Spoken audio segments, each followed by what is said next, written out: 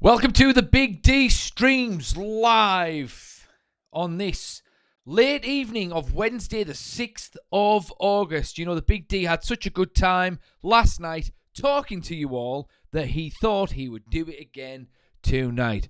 Although I'm not sure I can go as long as I did last night because, well, the Big D says that all the time, and the Big D's always proving himself wrong.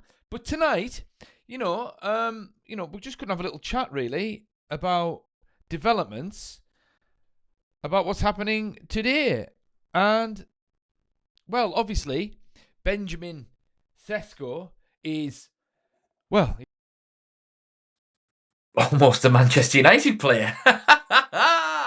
It's almost a done deal. It's imminent. It's just a case of, I suppose, signing the contract, really. And this has all happened really, really, really quick. But we'll get into that in just a quick second. But remember, as ever, you two people who are watching, I'm sure you've been here before. If not, let me remind you. If you've got anything on your mind, if something is bubbling up inside of you that you need to express, please express it in the comments or the chat. The Big D reads all of the chat and he's always interested in what is on your mind. And yes, Squidly79, you are first. Well done, my friend. If you have something else to say, any questions or concerns or observations, please put it in the chat. The Big D will happily read it for you. Anyway, Benjamin Šeško. It looks like it's a done deal. We've got our man. He's chosen us. Even when Man United have the worst season that they could possibly have outside of being relegated last season, we are still able to attract talented footballers because there's just a romance to the team. Like I said last night, we are just that woman in the red dress that Neo can't resist in the Matrix. Squidly, what you saying? Bruv, B. Happy this live, guys. Everything is going superbly for United, and I accept us to get at least 7th next season. Well, come on, Squidly. Let's have a little bit more positivity from you on that front. I think we'll finish higher than 7th. The Big D predicts we'll finish top 4. If Mbeumo plays well, if Cunha plays well, if Bruno plays well, if we can get 15 goals out of Benjamin Šeško or Rasmus Højlund or whoever we play up front, then we could easily finish top 4. But you never know. The Big D is, I don't know, maybe optimistic to a fault. Maybe he needs to get his head out of the stars. But yeah, Benjamin Šeško is on his way. I mean, I do have my reservations about this guy. I do think we've overpaid for him, but it looks like we're getting him, so he's going to be playing in the United shirt. So I just wanted to have a little look at, well, some of his stats and whatnot, really, because I was looking at all those like stats with regards to XG and XAG and runs per minute and farts per hour and all this crap that all these statisticians bring up on Sky Sports. Do you know what? It does my head in sometimes. What happened to good old-fashioned goals and assists? And for a 22-year-old, I mean, he looks pretty decent. And the thing is with Benjamin Šeško, at the very least, he'll entertain the Stretford end and he'll get the fans on side because he's a scorer of great goals. But I can't help but feel he might have a little bit of, what can I say, the Thierry Henry syndrome. And, Thierry Henry, let's be honest, his goals were very pretty, which I would say added about 20% onto how good he actually was. But that's a conversation for another time. But Benjamin Šeško, I mean, I'm just sort of going through some of this here. Now, he's 22, he's 6'4". He's a centre forward, he's right-footed, and he's a target man, pressing forward and line breaker. Now, that's good. That's good. So he's the right profile. He's a big lad as well. He's very skillful. He's very talented. So He's got a lot of intricate play, so he should be good to play against teams that play on a low block. Now, he scored, well, according to this, in the Bundesliga and in the Cups as well, he got 19 goals domestically and 5 assists. Now, his XG, his expected goals, based on the games that he played, was actually 15.8. So he overperformed last season. And one statistic that is really good is that he doesn't get provided with enough opportunities to score, but he maximizes all the opportunities that he does get. So he's not wasteful. So that's really, really good. And if he's going to be in a team surrounded by Cunha and Bumo, Bruno Fernandes, Mason Mount, Kobbie Mainoo, all these guys who are actually going to pass to him, hopefully, not like what they did with Rasmus Højlund, then, he could easily get 20 goals next season. And if he gets 20 goals next season for a then 23-year-old in his first season in the Premier League, that's actually not too bad. So, yeah, he's got a shot accuracy of 55%. I mean, I don't know if that's any good or not. I mean, what does that even mean? I prefer it to be 100%, but it is what it is. I don't get those statistics sometimes. Shot accuracy, 55%. Aerial duels won, 56%. He only wins 56% of his aerial duels, and he's 6'4". He must be crap in the air. Now, progressive runs is in the top 10% for strikers in Europe. Okay, fair enough. I suppose that's good. Now, he is a tactical fit for Manchester United. Now, this is what I like, because I do feel as though Ineos have done well in the transfer market thus far. At the very least, they've got the right profile for whichever manager has been in charge. So, why he's a tactical fit for Manchester United? He's a ball over the top threat, which is ideal for counterattacks, and he times his runs very well, according to this little breakdown here. He's a target man option, which we've already touched upon, so he can receive long balls and hold up play. So he could quite easily bring Bumo, Cunha, Bruno Fernandes into play as well. His link-up play is improving, so he can lay it up. Well, he can lay it off to wingers or advancing midfielders, as I've just said there.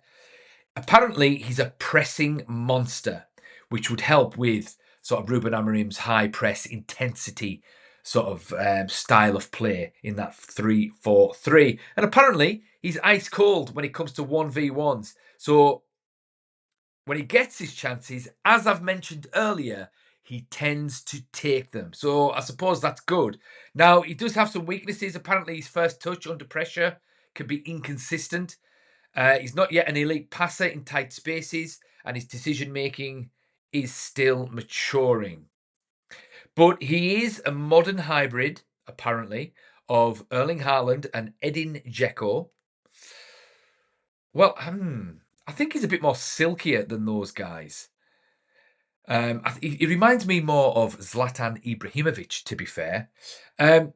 If we do get him, he could be a long-term number 9 solution, especially paired with the creative players like Bruno or Mainoo. Now, yeah, so we're obviously not getting the finished article, but you never know. You never know. He could kick on and become the next Zlatan Ibrahimovic. I want to be optimistic about this guy, so I'm going to say these things, not to put too much pressure on him. So it looks like we're getting him. He wants to play for us, so what more can you do?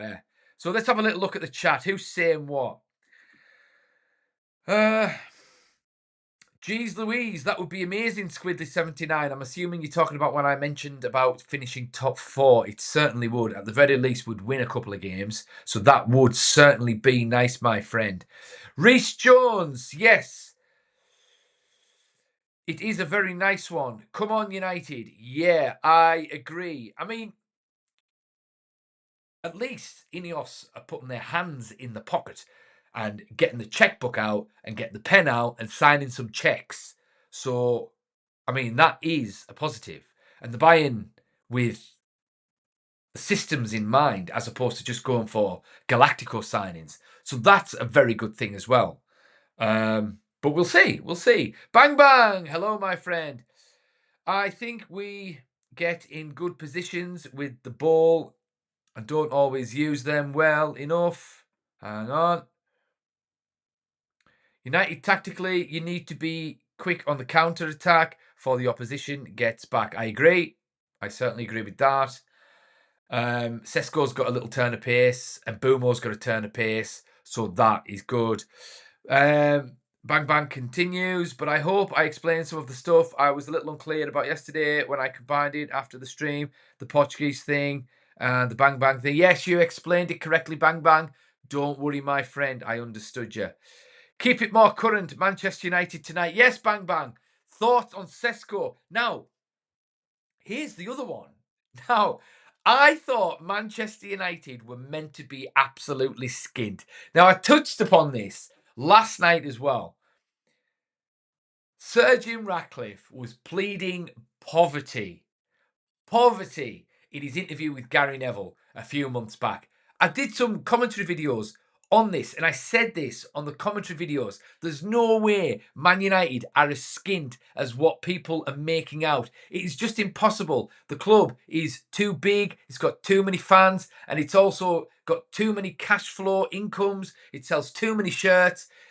I mean, they release three new jerseys every season, not to mention the shirt, the shorts and the socks and all the badges and all the retro shirts and all the names on the back and all the patches on the arms and all of the different television rights in all the different territories. And they've got all the social media accounts. They've got a sponsor for the training facilities, the training kits, the stadium, the a pitch side. They've got sponsors in the VIP areas. They've got sponsors coming out of their eyeballs. There's no way the cash flow at Old Trafford is low enough for United to be pleading poverty to the extent as what Sir Jim Ratcliffe was pleading just a few months back. Oh, we're going to run out of money. He invested. He said they were going to run out of 300 million that he'd invested in. Yes, fair enough. That maybe, but the club as a whole,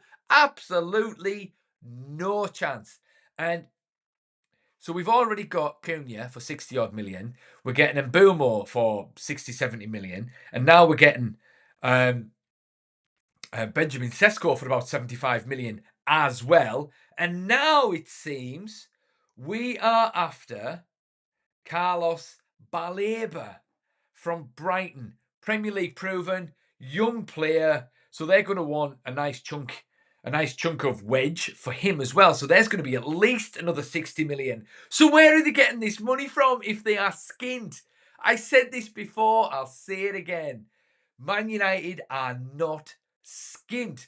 It was a tactical play in the transfer market for Sir Jim Ratcliffe just to get a little bit of leverage in negotiations with the various clubs, the various agents, and all of that. But this is what we've got to say. Let me just get this up here. So Manchester United are after... Right, where are we at here? Carlos Baleba. No, that's not it. That's not it. Here we are. Bear with the big D. Because this was first reported this morning by Fabrizio Romano, and he was saying that Manchester United have made inquiries about this young man. And I've just been looking, basically looking up his stats and looking him up on YouTube as well. And he looks absolutely class.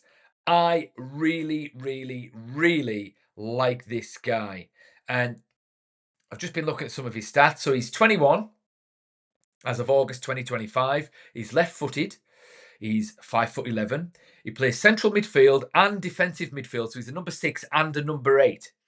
His style is that he's a ball winner and he's press resistant and he's dynamic. Think Kante plus Kessie who's at AC Milan, I think. And he's absolutely fantastic. I've got a little bit of a description here. Where is he? Baleba. Here we go. So, Carlos Baleba is a versatile central midfielder known for his stamina, dribbling, and passing range, capable of playing both box-to-box and holding roles. He excels at breaking up play with tackles and interceptions, and is also a strong ball carrier, capable of driving forward with the ball. His passing is accurate and progressive, often finding teammates out wide, and he demonstrates good tactical awareness and decision making. That's the kind of central midfielder we need at Old Trafford.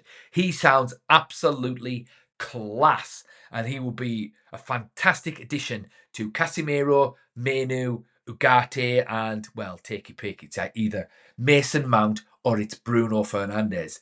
Excuse the big D.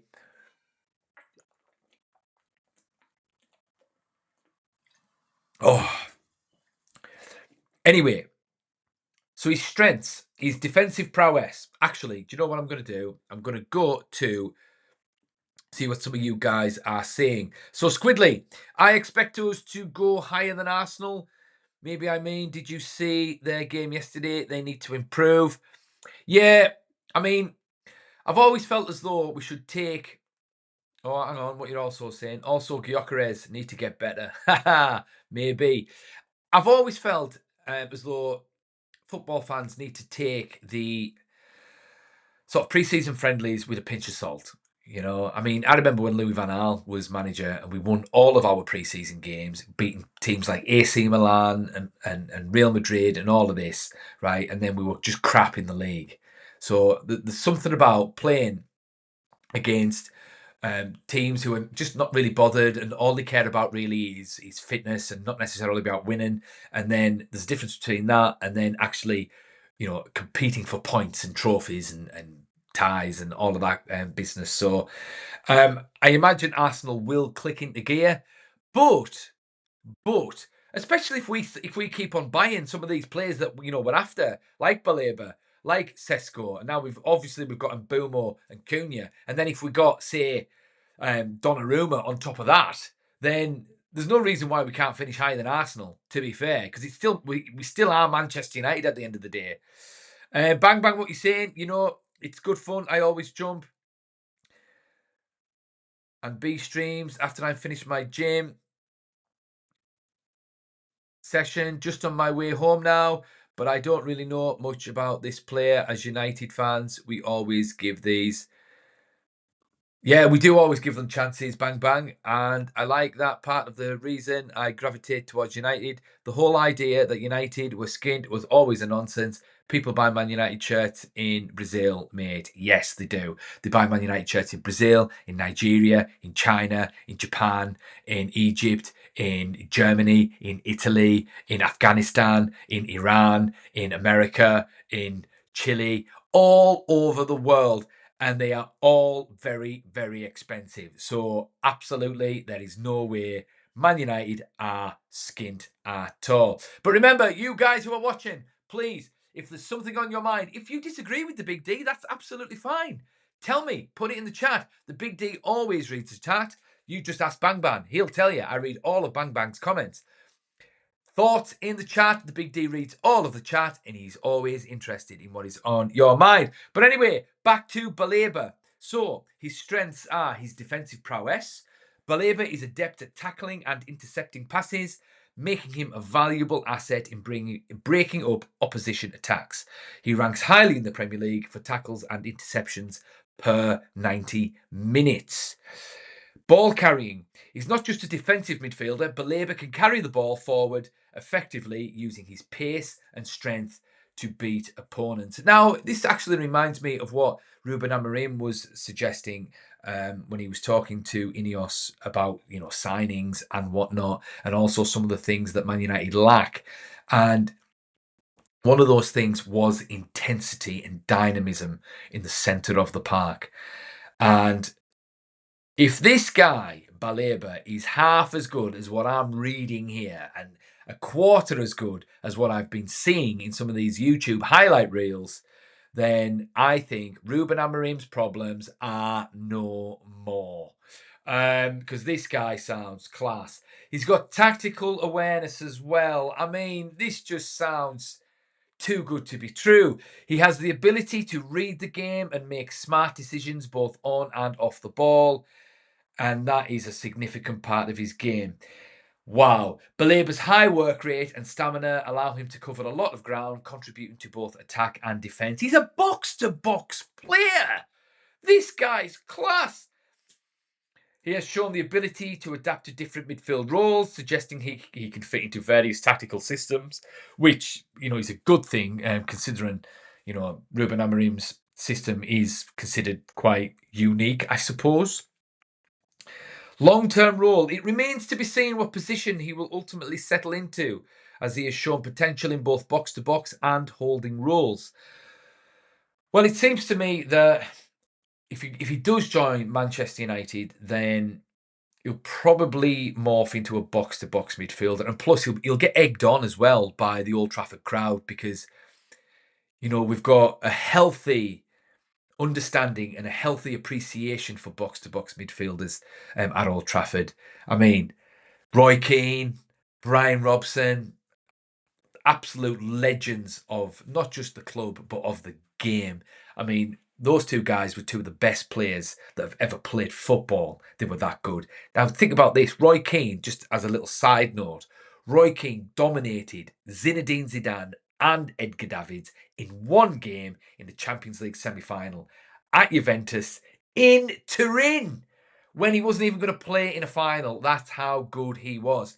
Also, Brian Robson dominated Diego Maradona in the 1984 Cup Winners' Cup quarter-final against Barcelona. So, if he can be a quarter as good as those guys, this Carlos Baleba, then we have got some player. Reese, what you saying, my friend? We will get Carlos Baleba. Come on, United. Please get him. You have to get him. Come on, United, and we will be champions next season. Well, do you know what, Reese? I'm not going to stifle your optimism, my friend. I'm going to agree with you because I'm going to be optimistic. This channel, the Big D's channel, is a channel of brutal honesty, correct, but optimistic, brutal honesty. So, to be brutally honest, Man United are going to challenge for the league next season, according to my friend Reese in the chat. If anyone agrees, please put it in the chat. The Big D reads all of the chat. And let's get some positivity going in this toxic sphere of Man United fans that we have on the internet, but not on this channel. We are all positive here because it's Manchester United. We're the best club in the world. We are. We're better than Real Madrid. We're better than Barcelona. We're better than Bayern Munich. We're better than the Scousers. We're better than Man City. We're better than Chelsea. We're better than Spurs. We're better than Arsenal. I mean, in our worst ever season in Premier League history, we still got to a major European final.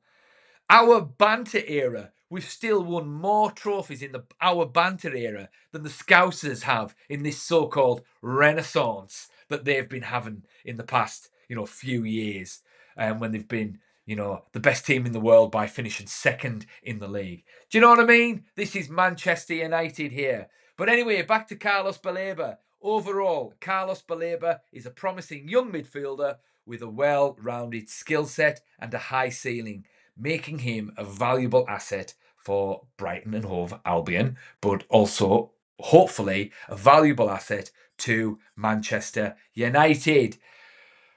What do you guys think? Do you think he's going to come to Manchester United? Do you think he's going to be the second coming of Brian Robson and Roy Keane? Would he be enough for us to win the league next season? Wow, just think of if we got him, and then we got a goalkeeper as well, there's not much more we can do to improve the side, really, outside of resurrecting the careers of Wayne Rooney and Cristiano Ronaldo or something,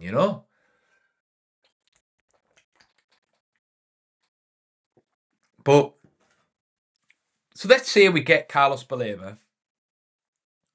let's have a little thought experiment. What's the team going to be next season? Well, as it stands, we haven't got a goalkeeper yet, but we're sniffing round Donnarumma. So let's just say, best case scenario, we get Baleba and we get Donnarumma. So that would mean we'd have a goalkeeper, Donnarumma, the 3 centre-backs, probably our strongest centre-back partnerships would be Yoro, De Ligt, probably Martinez, Leacher, if he's fit. Yeah, I'm going to go with that. Left wing back, we've got to go with Dorgu. Right wing back, well, it looks like he's going to be playing Diallo there for now, anyway. And then, who's he going to be? Is he going to be Ugarte and Baleba, or is he going to be Kobe and Baleba? That's a good question, to be fair. Let's say Ugarte and Baleba, because Ugarte can be the patrolling defensive midfielder that can just stay back and patrol the back three, and Baleba can be the box-to-box link man, right?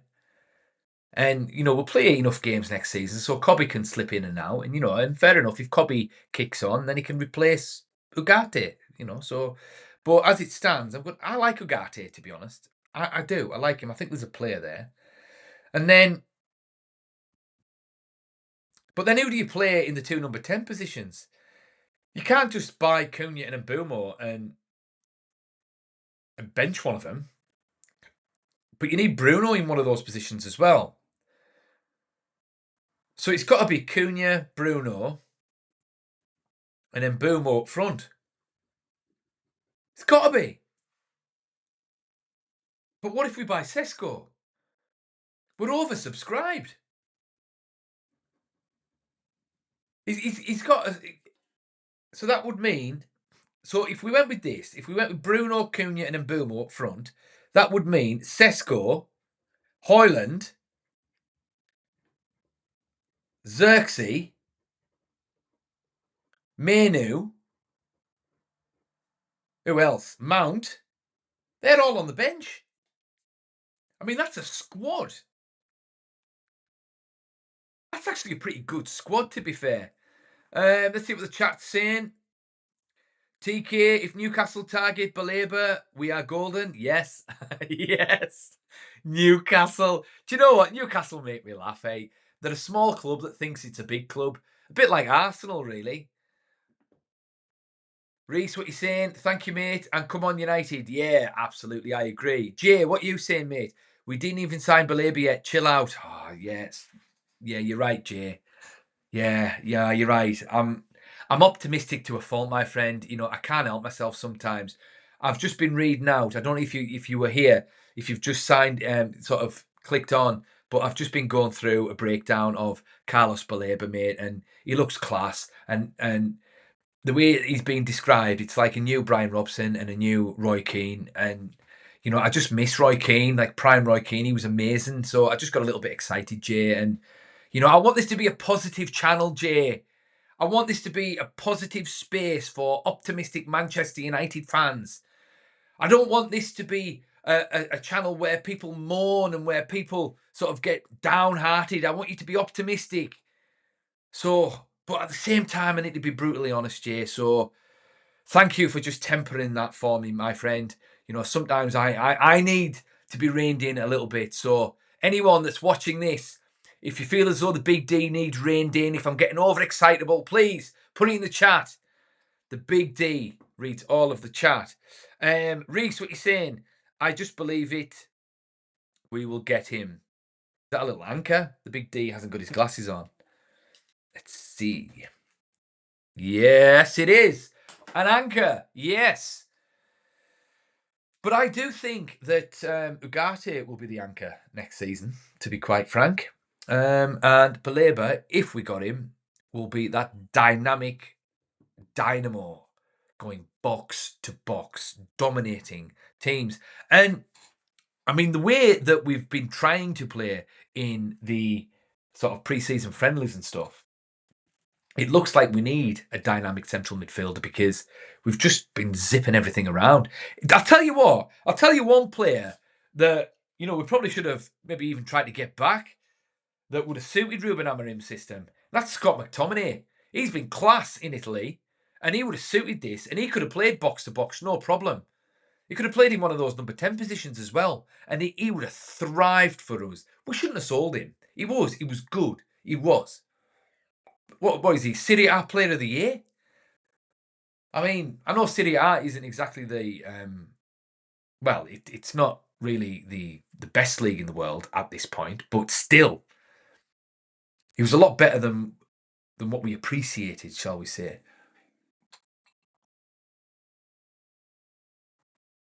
But I mean, so if we can stay fit, and if we got Donnarumma,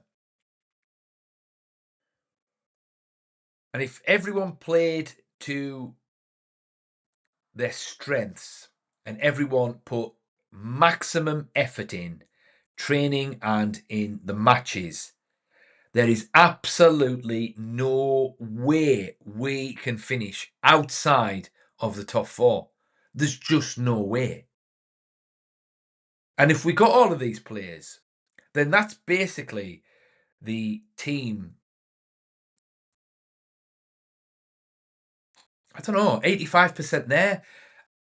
Like January and next summer, it's just a case of cherry picking players who, you can't say no to, so to speak, So that's class. So that would be assuming we got Donnarumma. But let's just say we got any goalkeeper that's an improvement on Onana. So we got a new goalkeeper, and then Yoro, Delict, and Leacher, with Diallo, Ugarte, Baleba, and Dorgu, and then Bruno, Cunha, and Mbeumo up front.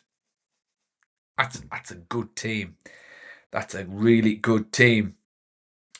Ha, Reese, ha, I believe you know me, mate. Yes. Well, I'm getting to know you, my friend. I'm getting to know you. But remember, thoughts in the comments. The Big D reads all of the comments, and the Big D's always interested in what is on your mind. But anyway, I've been going for 32 minutes tonight, and do you know what? The Big D's quite tired. I just wanted to check in on you guys to talk to you about Carlos Baleba, and it's like I thought we were skid. So apparently we're going to find 65 million for Carlos Baleba, and also I read as well that well they said this after we got Mbeumo that they're interested in buying a striker, but they're going to concentrate on sales. But then all of a sudden we put a bid in for Sesko. So now that we're getting Sesko, they're saying that, yeah, we're interested in Baleba, but we're going to concentrate on player sales. So there seems to be a pattern developing here. But they've also said that we're not going to rule out strengthening other areas of the pitch as well. And we all know what that means. That means goalkeeper. But we'll see. We'll see. Anyway, the Big D is going to sign off for tonight. The Big D just wanted this to be short and sweet. The Big D can't go another hour. He really can't. But anyway, thank you to everyone that commented. Thank you to everyone that watched. And remember, check out the Big D's Insta at @TheBigD_Insta and also his TikTok at @TheBigD_TikTok. And don't forget to like, share, and subscribe. And also, make sure you've got your notification buttons on so that you know when the next Big D stream hits, and also any reaction videos or any other content that the Big D decides that he wants to create. Anyway, thanks again for tonight. And remember, the Big D will see you in the next one.